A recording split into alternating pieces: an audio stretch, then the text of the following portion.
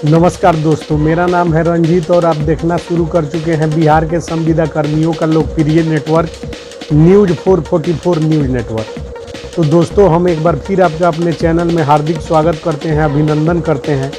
तो दोस्तों, आज हमारा आपसे विशेष गुजारिश यही है, आपसे अनुरोध यही है कि यदि आप इस वीडियो में किसी तरह आ गए हैं और इस वीडियो को देखना शुरू कर दिए हैं तो कृपया इस वीडियो में कुछ देर के लिए बने रहें, ताकि इस वीडियो को थोड़ा सा वॉच टाइम मिल जाए और थोड़ा जो है कि इसका रीच इंक्रीज हो जाए और यह वीडियो वायरल हो जाए, जिससे बिहार के ग्राम कचहरियों में निर्वाचित पंच और सरपंचों का कुछ कल्याण हो सके, आम जनता को कुछ सुविधाएं और सहूलियतें जो सरकार मुहैया कराना चाह रही है वह मिल सके। तो आपसे यही अनुरोध करते हैं पुनः कि इस वीडियो में थोड़ा देर बने रहें और इस वीडियो को कृपया मेरे तरफ से देखने का काम करें, क्योंकि आज इस वीडियो में हम जो कुछ भी बताने जा रहे हैं वह आने वाले दिनों में एक मील का पत्थर साबित हो सकता है और ग्राम कचहरी के इतिहास में याद रखे जाने वाला यह वीडियो हो सकता है।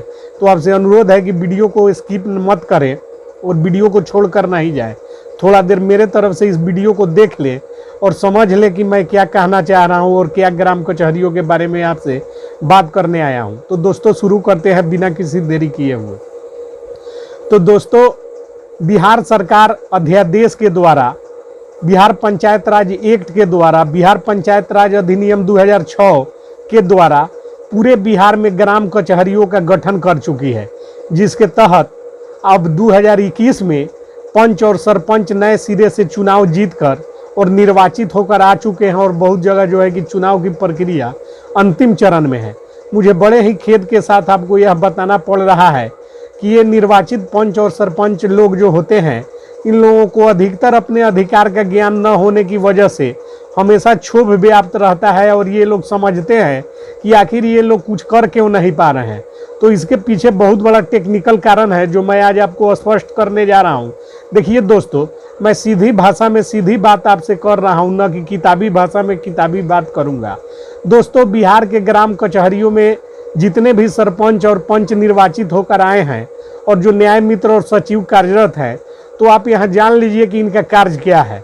तो ग्राम कचहरी के सरपंच पंचों को आईपीसी के 40 सेक्शन में निर्णय पारित करने का अधिकार प्राप्त है, यानी कि भारतीय दंड संहिता की 40 धाराओं में वाद को स्वीकार करके और इसका जो है कि प्रक्रिया चलाकर और उसमें जो है कि दंड निर्धारित कर सकते हैं, आरोपी को बरी कर सकते हैं, यानी कि 40 धाराओं में संज्ञान करने का अधिकार सरपंच और पंचों को प्राप्त है।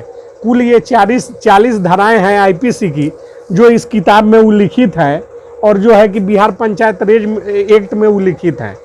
तो आखिर ये लोग कर क्यों नहीं पाते हैं? तो इन धाराओं में कार्यवाही नहीं करने का इन लोगों के अंदर जो है कि बौद्धिक स्थिति की कमजोरी है, चूँकि इन्हें यह भी पता नहीं होता है कि ये सारी धाराएं अब इनको ट्रांसफ़र कर दी गई हैं और जो जिला न्यायालय हो, चाहे जिला या सत्र न्यायालय हो, अनुमंडल न्यायालय हो, सभी न्यायालयों में चाहे वह एसडीजीएम साहब हों या जो है कि सेशन कोर्ट हो, हर जगह यदि कहीं भी इन लोगों का अधिकार क्षेत्र का कोई भी मुकदमा होता है तो वह सीधे अब ग्राम कचहरियों को हस्तांतरित कर दिया जा रहा है। लेकिन बड़े ही खेद की बात है कि सरपंच और पंच लोग अपने अधिकार को समझ नहीं पाते हैं, क्योंकि ग्राम कचहरी के लिए एक प्रक्रिया निर्धारित है जिसमें वाद को दायर करना, वाद का विचारण करना और वाद पर निर्णय पारित करने का अधिकार सरपंच और पंचों को प्राप्त है। अब इसमें आपको एक चीज़ मैं संक्षिप्त में बता देना चाहता हूँ। सरपंच लोग कहते हैं कि हमको अधिकार नहीं है। अब उनके अधिकार चूँकि उनको दिखाई नहीं देता है, इसलिए उन्हें लगता है कि उनको अधिकार नहीं है। अधिकार यदि उनको देखना हो तो मैं एक विरोधाभासी बात बोल रहा हूँ, नहीं बोलना चाहिए, लेकिन चूंकि ये लोग पढ़े लिखे नहीं हैं, जब तक इनको कानून की बारीकियों से अवगत नहीं कराया जाए ये लोग समझ नहीं सकते हैं। अब चूंकि बिहार पंचायत राज एक्ट की धारा 113 जो 113 है वह कहता है ग्राम कचहरियों में दायर मामले का विचारण किसी अन्य न्यायालय द्वारा नहीं किया जाएगा। तो मैं यहाँ बताना चाह रहा हूँ कि यदि थाना में कोई मुकदमा दर्ज कर लिया जाता है और उसको जो है कि जांच में रखा जाता है और उसमें जांच की कार्यवाही प्रारंभ कर दी जाती है उसी स्थिति में यदि सरपंच के न्यायालय में उसके विपक्षी के द्वारा कोई वाद दायर कर दिया जाता है और उसका विचारण सरपंच महोदय के द्वारा शुरू कर दिया जाता है और दूसरे तरफ अनुमंडल न्यायालय में वह मामला पुलिस के द्वारा ट्रांसफर कर दिया जाता है, तो उस परिस्थिति में यदि विपक्षी सरपंच महोदय के यहाँ से नकल निकाल कर और एक वकील रहकर उस न्यायालय में बहस करवा देते हैं कि मेरा जो मामला है ग्राम कचहरी में विचाराधीन है, तो वैसी स्थिति में पुलिस की जो कार्यवाही होगी, जो एफआईआर होगा, वह निरस्त करते हुए और उस वाद को ग्राम कचहरियों में ट्रांसफ़र कर दिया जाएगा और वह व्यक्ति अनुमंडल न्यायालय के चक्कर काटने से बच जाएगा और ग्राम कचहरी में ही उसकी सुनवाई हो जाएगी। तो यह जो मैं बता रहा हूँ, इसको समझने के लिए दिमाग चाहिए, क्योंकि बिहार पंचायत राज एक्ट में यह प्रावधान है, लेकिन ये सरपंच साहब लोग और पंच लोग समझते नहीं हैं। और न्याय मित्र लोग भी क्या करते हैं, हमको तो उन लोगों की योग्यता पर भी संदेह होता है कि इतना बड़ा अधिकार आपको मिला है कि थाना में एफआईआर दर्ज हो जाने के बाद भी मुकदमा जो है कि आपके यहाँ ट्रांसफ़र होकर चला आएगा और आप कहते हैं कि हमको अधिकार ही नहीं है। दूसरी चीज़, मैं कंट्राडिक्शन जो इसमें जो है कि पैराडॉक्स है, विरोधाभास है, वह है आपको समझाने की कोशिश कर रहा हूँ। देखिए, मैं पंचायत राज एक्ट नहीं बता रहा हूँ, वह भी बताऊँगा, लेकिन आप लोग कहते हैं कि अधिकार नहीं है, उसके बारे में मैं बता रहा हूँ। आप अपने यहाँ कोई मामला दायर कर लीजिए और उस मामले का सुनवाई शुरू कर दीजिए, और यदि आपका विरोधी पक्ष या किसी पक्ष को किसी कोर्ट में भेजकर पिटीशन दिलवाइए कि यह मामला जो है कि ग्राम कचहरी में विचारणीय नहीं है, यह गहन अपराध का मामला है, 307 का धारा का सुनवाई सरपंच साहब कर रहे हैं, तो वह उठकर सीधे एसडीजीएम साहब के कोर्ट में चला जाएगा, अपर मुख्य न्यायिक दंडाधिकारी के पास चला जाएगा। यानी कि न एफआईआर हुआ न कुछ हुआ और मामला पर सीधे कोर्ट संज्ञान ले लेगी। यह अधिकार है सरपंच लोगों का। न्याय मित्र लोग इसमें सहयोग नहीं करते हैं और ग्राम कचहरी सचिव भी रुचि नहीं लेते हैं। यदि मुझको सरकार प्रत्येक जिले में हर माह एक ग्राम कचहरी का संचालन करने का अवसर दे दे, तो मैं बिहार में दिखा दूंगा कि ग्राम कचहरी का अधिकार क्या होता है। मुझे बहुत क्षोभ होता है जब ग्राम कचहरी के सरपंच लोग इधर उधर घूमते हुए कहते देखे जाते हैं कि हमको कोई अधिकार नहीं है। पंचायत राज एक्ट का अधिकार है, जब इसका आप क्रियान्वयन कीजिएगा तब ना आपको अधिकार का पता चलेगा। क्योंकि बिहार में आप मान लीजिए किसी बैंक में आपका अकाउंट है, उसमें पैसा जमा है, आप विड्रॉल भर के दीजिएगा या चेक दीजिएगा हस्ताक्षर करके, तब न भुगतान होगा। कि आप घर पर बैठे रहिएगा, कहिएगा कि मेरे खाता में रुपया नहीं है, मुझको है लेकिन मुझको मिल नहीं रहा है, तो मिल जाएगा। यह गांव के सीधे साधे लोग होते हैं जो सरपंच और पंच का चुनाव जीत जाते हैं। तो आइए आपको अब किताबी तौर पर जो क्या लिखा हुआ है उसके बारे में हम आपको बता देते हैं। देखिए, सरपंच का चुनाव होने के उपरांत सरपंच साहब जो है कि तुरंत उप सरपंच का चुनाव करेंगे और जो है कि ग्राम कचहरियों में एक बैठक बुलाई जाएगी। उस रोज से ग्राम कचहरी की प्रथम बैठक की शुरुआत हो जाएगी। यदि किसी व्यक्ति को विवाद होता है किसी से, तो वह ग्राम कचहरी के सचिव के पास जाएगा, 100 रुपये का शुल्क जमा करेगा और शुल्क जमा करने के बाद सचिव उसे 100 रुपये का एक रसीद भी दे देंगे और उस रसीद को लेकर वह व्यक्ति चला जाएगा। उसके बाद में सचिव उसका एक अभिलेख तैयार करेंगे जिसमें वादी का नाम, प्रतिवादी का नाम, वाद का विषय, क्या मामला है, कौन सा सेक्शन का मामला है, उसको अभिलेख में दर्ज करेंगे। और दर्ज करने के बाद बैठक जिस रोज ग्राम कचहरी की बुलाई जाएगी उसमें सरपंच महोदय के समक्ष उस अभिलेख को उपस्थित करेंगे। अभिलेख पर सरपंच महोदय जो है कि संज्ञान करते हुए यह मामला उनके विचाराधीन है या नहीं है, इसका जो है कि यदि उनके विचारण योग्य यह मामला है, जो 40 आईपीसी का सेक्शन भारतीय दंड संहिता की धाराएं उनको दी गई है, उस धाराओं के अंतर्गत वह अपराध आता है कि नहीं, उसका जो है कि परीक्षण करने के उपरांत सत्यता का शपथ दिलाकर वादी को जो है कि परीक्षण करेंगे। परीक्षण के उपरांत यदि मामला उनका विचारण योग्य है तो उसको स्वीकार करेंगे और प्रतिवादी और वादी को नोटिस देकर एक तिथि पर बुलाएंगे। उस तिथि पर दोनों वादी और प्रतिवादी उपस्थित होंगे, जहां वो अपने अपने लिए एक पंच का चयन करेंगे और 2 पंच जो है कि उसमें मनोनीत किया जाएगा। 3 पंचों का एक जो है कि न्यायपीठ का गठन होगा जिसके अध्यक्ष सरपंच होंगे। न्यायपीठ में एक महिला पंच अवश्य रखी जाएगी और इस तरह से जो है कि न्यायपीठ उस वाद का विचारण करेगी। जो कि दोनों पक्षों को सुनेगी और आपसी समझौता के द्वारा मामले को समाप्त करवाने का प्रयास करेगी। यदि मामला आपसी समझौते से निवारण नहीं होता है तो मामले का विचारण करेगी, संज्ञान करेगी और जो उचित दंड होता है वह निर्धारित करेगी। लेकिन यहाँ याद रखने वाली बात है कि वह दंड 1000 रुपये से अनधिक होगा। 1000 रुपये से अधिक दंड करने का अधिकार सरपंच महोदय को नहीं है। लेकिन यदि 10 मामले में 10 अभियुक्त हैं तो 10 को 1000 रुपये दंड लगाया जा सकता है, जो अधिकतम 10,000 होता है। चूंकि 1000 का अधिकार है तो 10 को आप दंडित कीजिएगा तो 10,000 हुआ। इस बीच यदि उसमें से कोई व्यक्ति थाना में FIR कर देता है तो यहाँ जान लीजिए ठेठ भाषा में उसका FIR अमान्य होगा। वह चाहे 4 सीट न्यायालय में चला जाए, लेकिन वह 4 सीट उठकर सरपंच के न्यायालय में चला आएगा और सरपंच ही उसका विचारण करेंगे। तो हमें उम्मीद है कि आपको सारी बातें संक्षिप्त रूप से समझ आ गई होंगी और ग्राम कचहरी के सरपंच और पंच अब कभी नहीं कहेंगे कि उन्हें कोई अधिकार प्राप्त नहीं है।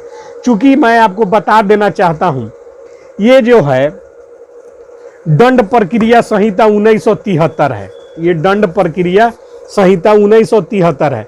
इसके तहत भारत सरकार ने दंड न्यायालयों का गठन किया है, जिसमें 4 दंड न्यायालय उल्लिखित है। सेशन कोर्ट, प्रथम वर्ग न्यायिक मजिस्ट्रेट, महानगर क्षेत्र महानगर मजिस्ट्रेट, द्वितीय वर्ग न्यायिक मजिस्ट्रेट और कार्यपालक मजिस्ट्रेट। यानी कि एक्सिक्यूटिव मजिस्ट्रेट होते हैं कार्यपालक दंडाधिकारी, SDO साहब हो गए और CO साहब हो गए, ये लोग कार्यपालक दंडाधिकारी होते हैं। ये लोग, अब समझिए आपकी कार्यपालक दंडाधिकारी और न्यायिक दंडाधिकारी में क्या अंतर होता है। बिजली चली गई तो कार्यपालक दंडाधिकारी वे लोग होते हैं, जैसे कि राजस्व न्यायालय में सिविल वादों का सुनवाई होता है या कहीं पे लॉ एंड ऑर्डर की व्यवस्था के लिए कोई मजिस्ट्रेट नियुक्त किए जाते हैं, उन लोगों को कहा जाता है कार्यपालक मजिस्ट्रेट, कार्यपालक दंडाधिकारी। और जुडिशियल मजिस्ट्रेट हो गए सेशन न्यायालय, प्रथम वर्ग मजिस्ट्रेट, द्वितीय वर्ग मजिस्ट्रेट, ये लोग जुडिशियल पावर है, इनको IPC के सेक्शन में दंडित करने का अधिकार प्राप्त है। और उसी तरह ग्राम कचहरी के सरपंच को भी IPC के सेक्शन में दंड निर्धारित करने का, तो यह जुडिशियल मजिस्ट्रेट है सरपंच, कार्यपालक दंडाधिकारी नहीं है। लेकिन ये लोग अपने अधिकार को समझते नहीं है और जो है कि इधर उधर कहते हैं कि हमको कोई अधिकार नहीं है। अधिकार आपका पेन और पेपर में है, न कि आपका अधिकार रोड पर है और थाना में गिराने के लिए पुलिस के पास आपको जाने की कोई आवश्यकता नहीं। अपने अधिकार को समझिए और जो है कि कार्यवाही कीजिए। आपको जो अधिकार दिया गया है उससे समाज का कल्याण कीजिए। आपको जो अधिकार है उससे आप बहुत सारे जो मामले हैं जो कोर्ट में चले जाते हैं, थाना में FIR होकर बिना वजह कोर्ट कचहरियों के चक्कर लोग लगाते हैं, उससे बचाने का लोगों को आपको अधिकार है। उस अधिकार को समझने की जरूरत है।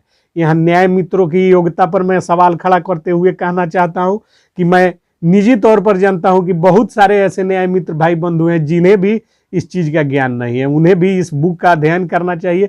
वे बिहार पंचायत राज एक्ट पढ़े, वे दंड प्रक्रिया संहिता 1973 पढ़े, जिसमें एविडेंस एक्ट और IPC जो है कि भारतीय दंड संहिता और भारतीय साक्ष्य अधिनियम और भारतीय दंड प्रक्रिया संहिता तीनों जो है कि इस बुक में है।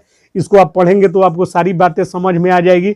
उसके बाद में आपको स्वतः पंचायत राज एक्ट समझ में आने लगेगा कि यह पंचायत राज एक्ट क्या है। इस एक किताब को पढ़कर ग्राम कचहरी, जो पंचायत राज एक्ट है, इसको मात्र पढ़ लेने से ग्राम कचहरी का संचालन संभव नहीं है। ग्राम कचहरी संचालित करने के लिए दंड प्रक्रिया संहिता 1973, भारतीय साक्ष्य अधिनियम और भारतीय दंड संहिता का अध्ययन करना बहुत ही आवश्यक है।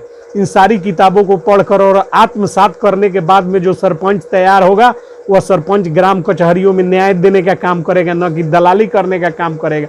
मुझे क्षोभ होता है जब मैं किसी सरपंच को लाचार और बेबस, मैं सरकार से मांग करता हूं कि सरपंचों के लिए ड्रेस कोड लागू किया जाए, जिसमें सरपंच काले कोट, सफ़ेद शर्ट और पैंट पहनकर ग्राम कचहरियों में बैठने का काम करे, ताकि उन्हें एहसास हो कि वे सरपंच हैं और उनका अधिकार क्षेत्र क्या है।